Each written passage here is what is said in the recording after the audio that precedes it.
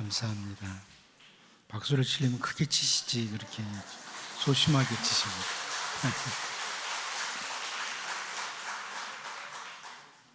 오늘은 그 옆 사람 한번 축복하면서 인사했으면 좋겠습니다. 하나님의 풍성한 은혜와 하나님의 풍성한 평강이 함께 하시기를 축복합니다. 이렇게 한번.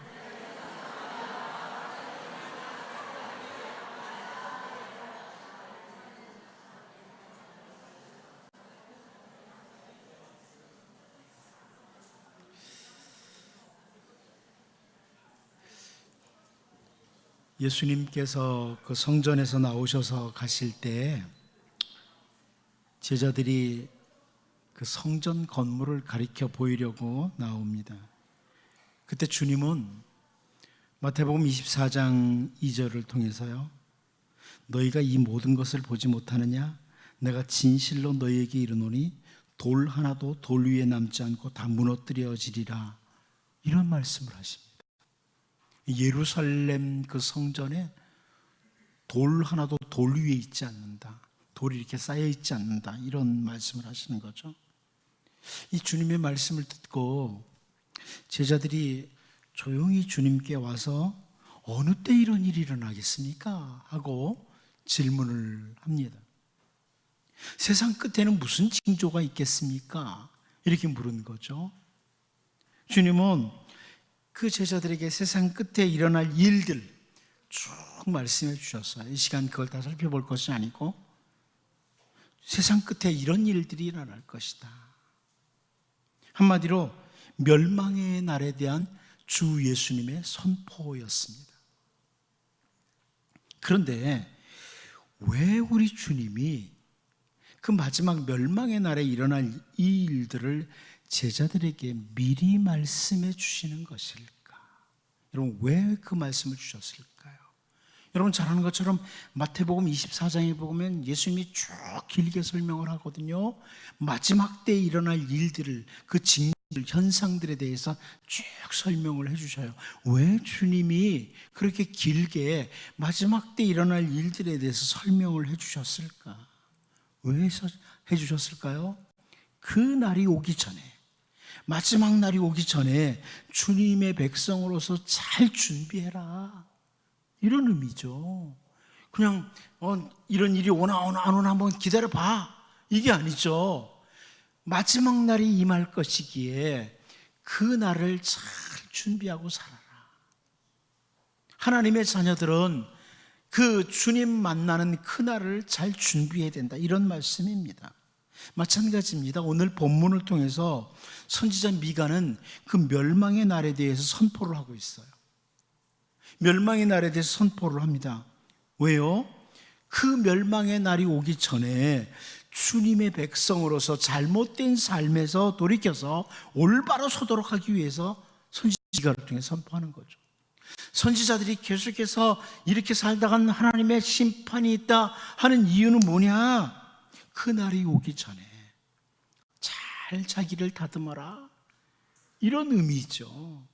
특별히 오늘 본문 16절 말씀을 보면, 너는 내 기뻐하는 자식으로 인하여 내 머리털을 깎아 대머리 같게 할지어다, 내 머리가 크게 벗어지게 하기를 독수리 같게 할지어다, 이는 그들이 사로잡혀 너를 떠났음이라, 이렇게 말씀을 해줍니다.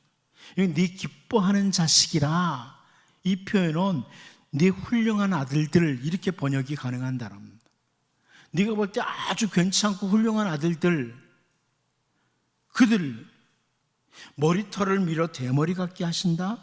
이것은 뭐냐면 우리가 너무나 슬프다, 애통을 표현하는 최고의 상태를 이렇게 표현하는 겁니다. 애통을 표현하는, 이게 중동 지역의 풍습이죠.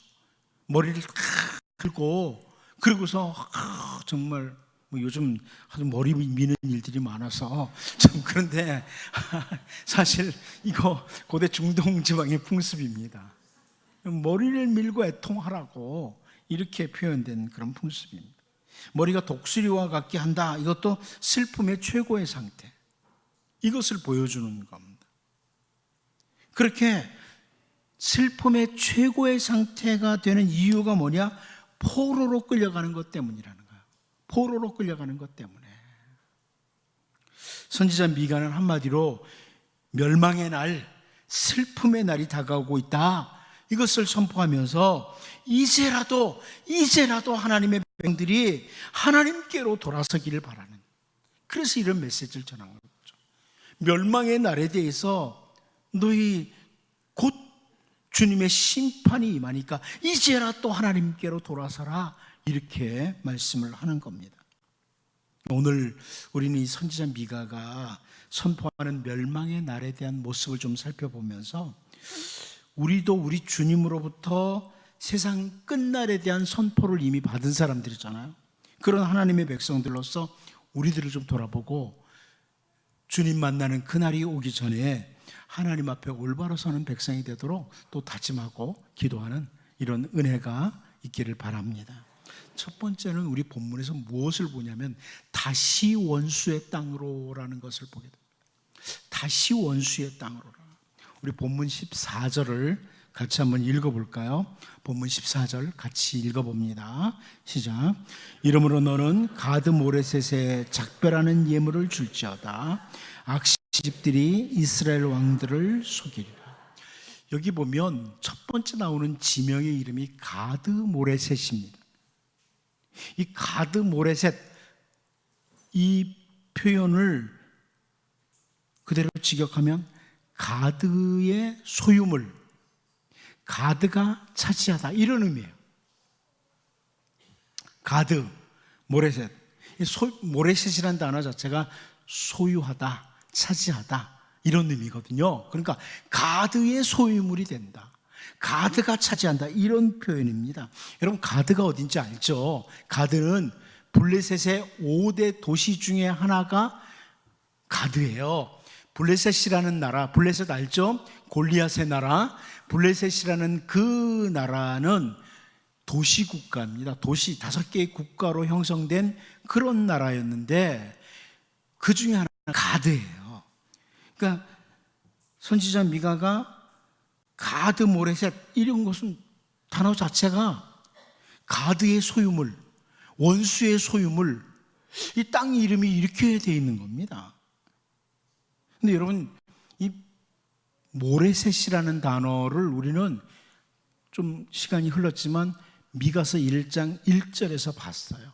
미가서 1장 1절에서 선지자 미가가 뭐라고 설명합니까? 선지자 미가에 대해서 모레셋 사람이에요. 선지자 미가가 모레셋 출신이에요. 그런데 그 모레셋이라는 이름 앞에 가드라는 이 성읍 이름이 붙여진 것은, 학자들 중에 어떤 사람들은 가드 근처에 있는 모레셋이다, 이렇게 해석하는 사람들도 있지만, 원래 이 모레셋이라는 지역이 한동안 가드 사람, 블레셋 사람들에게 점령되었었기 때문에 그렇게 된 것으로 보는 것이 보편적입니다.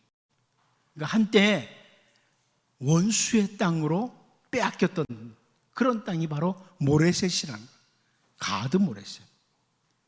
한동안 이 모레셋이라는 땅이 블레셋 사람들, 원수들의 땅으로 있었는데 다시 찾은 거예요.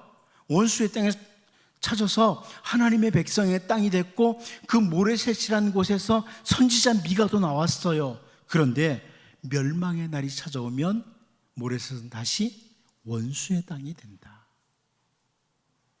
이것을 보여주는 거예요. 다시 원수의 땅이 될 것이다, 이것을 강조하면서 작별해야 하는 예물을 주라. 선지자 미가가 그러죠. 이러므로 너는 가드 모레셋에 작별하는 예물을 줘라, 이런 표현을 합니다. 이제 모레셋이란 땅이 다시 원수의 땅으로 넘어갈 거라는 거예요. 멸망의 날을 선포하는 거죠. 근데 예물을 주라, 이 표현은 그 출가하는 딸에게 예물을 주는 것처럼, 이 중동 지역에서 출가하는 딸에게 예물을 주어서 보내는 것처럼, 이제 다시 모레셋이 원수의 땅으로 가니까 작별하는 예물을 주라, 이런 의미예요. 멸망의 날에 대해서 선포하는 거죠. 더 이상 모레셋 너희 땅 아니야, 이런 거죠. 우리나라에 좀 우리가 참 좋아하는 땅이 있다고 치자고요. 근데 그 땅이 원수들에게 이방 나라에 빼앗긴다. 그때 그 땅하고 작별하는 예물 줘라. 이런 의미예요. 그런 의미입니다. 여러분, 하나님께서 그 백성들에게 선물로 주신 땅이 다시 원수의 땅으로 되돌아갈 것이다. 이런 선지자 미가의 메시지를 듣고 그날이 오기 전에 그때라도 이스라엘 백성들이 돌아섰더라면, 그때라도 너희 땅이 이제 원수의 땅이 다시 된다. 하나님이 은혜로 선물로 주신 땅이잖아요. 그 땅 다시 원수의 땅이 된다. 이 말씀 듣고 그때라도 돌아섰더라면, 여러분, 우리는 우리 주 예수 그리스도로 말미암아 하나님의 은혜로 하나님의 자녀의 권세를 가지게 되었습니다. 우리는 하나님의 자녀죠. 하나님의 자녀라는 권세를 가지고 있어요. 맞죠? 좀 졸리신 분들은 무슨 말을 하나 그러신 것 같은데, 우리는 하나님의 자녀가 됐는데 예수 그리스도의 은혜로 말미암아 됐어요. 그런데 다시 마귀의 종으로, 다시 죄의 종으로 돌아가는 어리석은 삶을 사는 사람들이 참 많습니다. 우리는 주님의 종입니다. 하나님의 자녀요. 우리 주 예수 그리스도의 종이에요. 은혜로 된 것이에요. 그런데 삶을 살면서 마귀의 종로로 타는, 죄의 종로로 타는 이런 일들이 일어나는 거죠. 다시 원수의 땅으로, 다시 죄의 종으로, 다시 마귀의 종으로. 여러분, 이 가드 모레셋 땅을 하나님이 선물로 주셨는데 다시 원수의 땅으로 돌아가는 것, 이것을 선포하는 선지자 미가, 다시 원수의 땅으로 돌아갈 것이기에 작별하는 선물을 주라, 이렇게 선포하는 미가 선지자의 메시지를 그저 그 옛날 그 이스라엘 백성들에게만 주신 말씀이 아니라 혹시 나에게 주시는 말씀은 아닌지. 너는 하나님의 자녀인데, 예수 그리스도의 종인데 다시 마귀의 종으로, 다시 죄의 종으로 돌아간다. 이런 지적을 받는 우리의 모습은 아닌지 좀 돌아보면서 언제나 하나님의 은혜의 땅에 머무는 주의 백성이 되도록 기도하며 살 수 있기를 바랍니다.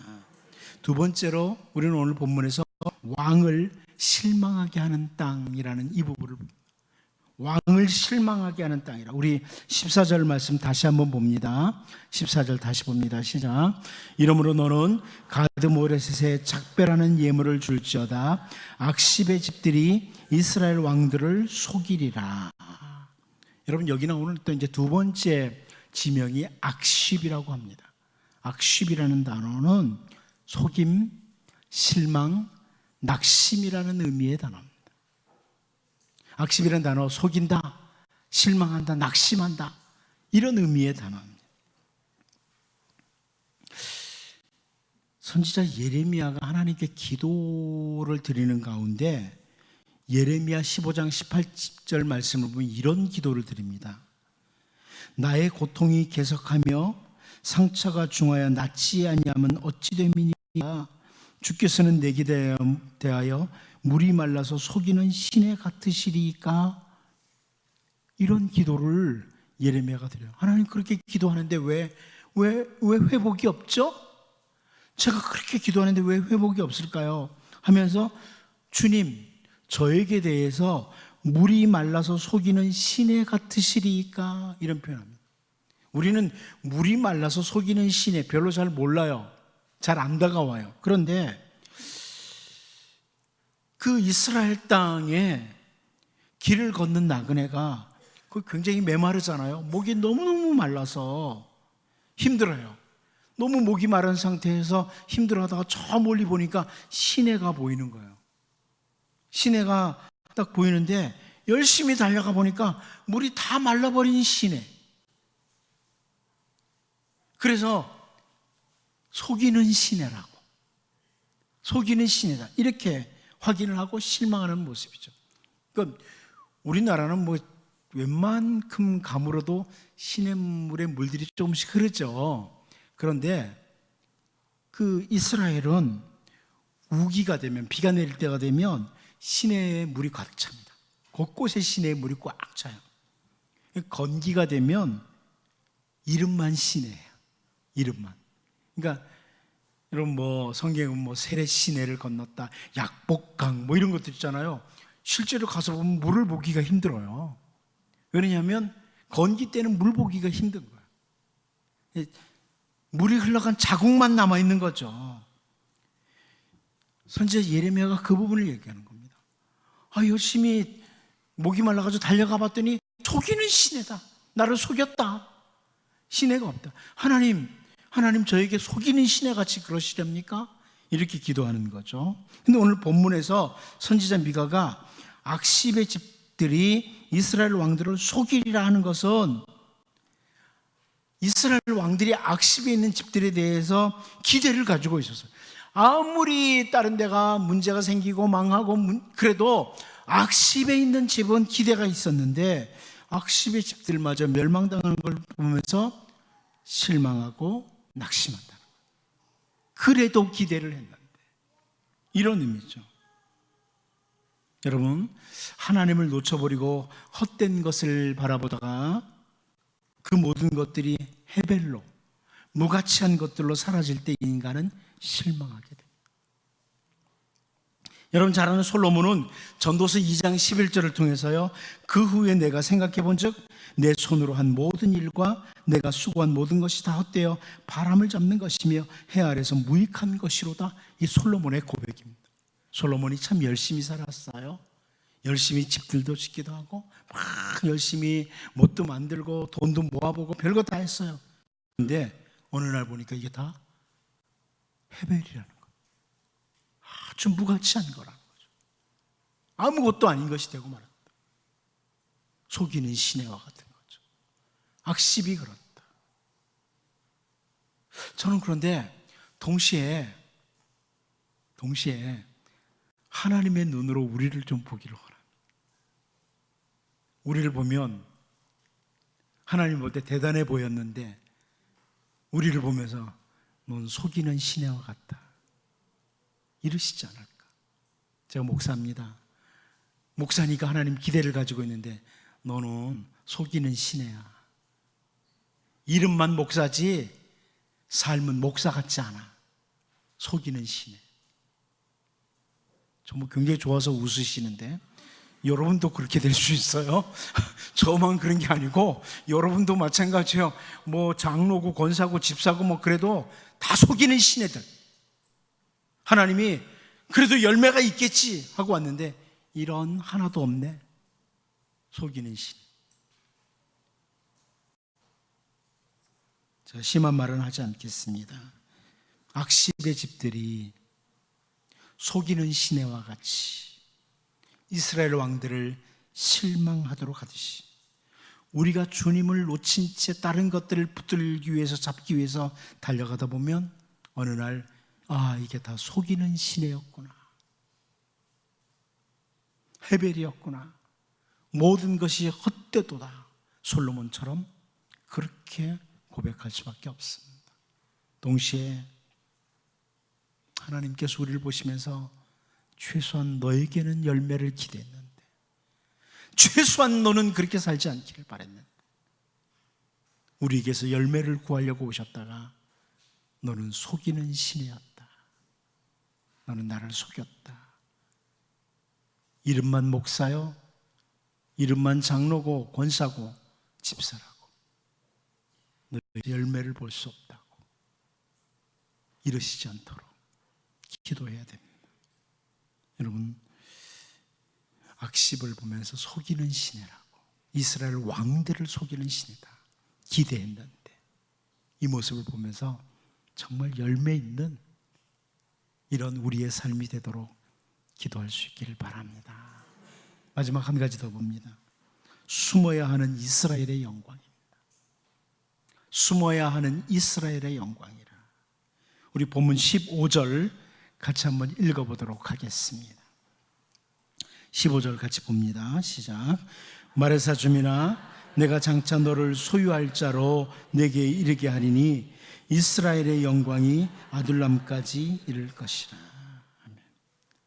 하나님께서 이스라엘의 원수를 보내셔서 마사까지 점령하도록 한다, 이런 표현입니다. 이게 앞부분이에요. 말해사 줌이나 내가 장차 너를 소유할 자로 내게 이르게 하리니, 하나님이 원수를 보내셔서 마레사까지도 점령당하게 한다. 그런데 저는 그 뒷부분이죠. 이스라엘의 영광이 아둘람까지 이를 것이라, 이 표현을 놓치지 않았으면 좋겠어요. 아둘람, 이 아둘람이라는 것은 한 성읍으로 보는 학자도 있지만 대부분의 학자들이 해석하듯 저는 다윗이 숨었던 아둘람 굴을 생각합니다. 아둘람 굴. 계속해서 추격해오는 사울의 낯을 피해서 도망하다가 다윗이 숨었던 곳 중에 한 곳이 바로 아둘람이라고 하는 굴입니다.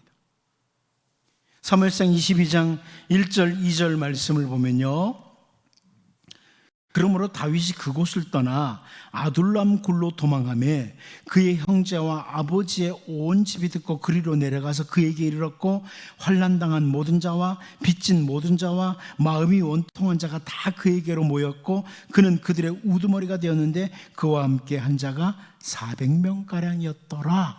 이렇게 설명해 줍니다. 사울을 피해서 숨어야만 됐던 다윗, 그곳 숨었던 곳이 바로 아둘람 굴인데요, 오늘 본문은 이스라엘의 영광이 아둘람 굴에 숨는다, 이런 의미가 되겠죠. 말에서 거민으로 대표되는 이스라엘이 마침내 멸망을 당하고 다윗이 아둘람 굴에 숨듯이 굴에 숨어버리는 이스라엘의 영광, 이스라엘의 영광이 굴 속에 숨는다. 여러분, 그 페르시아의 아닥사스다 왕 때 에스라와 함께 돌아온 이스라엘 백성들이 회복을 가져오려고 하죠. 회복을 가져오려고 할 때 반대자들, 대적자들이 등장합니다. 이 반대자들이 아닥사스다 왕에게 조서를 올렸는데요, 이 왕이 그 조서를 보고 상황을 파악을 해요. 그리고 에스라 4장 20절을 보면 옛적에는 예루살렘을 다스리는 큰 군왕들이 있어서 강 건너편 모든 땅이 그들에게 조공과 권세와 통행세를 다 바쳤도다, 이런 표현을 합니다. 이게 무슨 말이에요? 아닥사스다 왕이 과거를 살펴보니까 그 이스라엘 가운데 예루살렘, 이 예루살렘이 이제 수도잖아요. 예루살렘을 중심으로 아주 큰 나라가 됐다. 이 다윗 왕과 솔로몬 왕 때를 가리키겠죠. 막강한 나라가 되면서 주변에 있는 나라들이 조공 바쳤다, 관세 바쳤다, 통행세 바쳤다. 그 정도로 예루살렘은 영광스러운 도성이었다. 이것을 에스라 때에 아닥사스다 왕이 증거를 해주죠. 이스라엘 대단한 나라였다는 거예요. 다윗 왕 때, 솔로몬 때 이스라엘 대단한 나라였다는 거예요. 그런데 그 대단한 나라 이스라엘의 영광이 아둘람 굴에 숨는 이런 상황이 찾아온다, 이런 말씀이죠. 여러분, 계속해서 하나님의 말씀을 외면하고 곁길로 갔던 그 이스라엘의 영광이 굴 속에 숨는 여기까지 간다, 이렇게 표현합니다. 그런데 다윗이 고백했던 것이 있습니다. 다윗은 시편 3편 3절에서 여호와여, 주는 나의 방패시요 나의 영광이시요 나의 머리를 드시는 자이시니이다. 하나님은 우리의 머리를 드시는 분, 우리의 영광이신 하나님, 우리를 영화롭게 하시는 분, 다윗을 영광스럽게 하시는 분은 하나님이라는 고백입니다. 말씀을 포기하고 계속 곁길로 달려가므로 이스라엘의 영광이 아둘람 굴에 숨는다, 이 표현을 보면서 여러분, 우리는 주님께, 주님의 말씀으로 계속 달려가므로 오히려 하나님께서 우리를 영광스럽게 해주시는 이런 주님의 은혜를 누리면서 살 수 있기를 바랍니다. 이 시간 한번 기도하도록 하겠습니다. 한번 기도하되 우리 자신을 위해서 한번 기도하죠. 가드 모레셋이라, 하나님이 주신 땅이 다시 원수의 땅으로 돌아간다. 그래서 작별의 선물을 주라. 이런 선지자 메시지에 보면서 여러분, 하나님이 우리에게 은혜로 주신 땅에서 언제나 머물 수 있는 진짜 복 있는 사람으로 살 수 있도록, 은혜의 땅이 되도록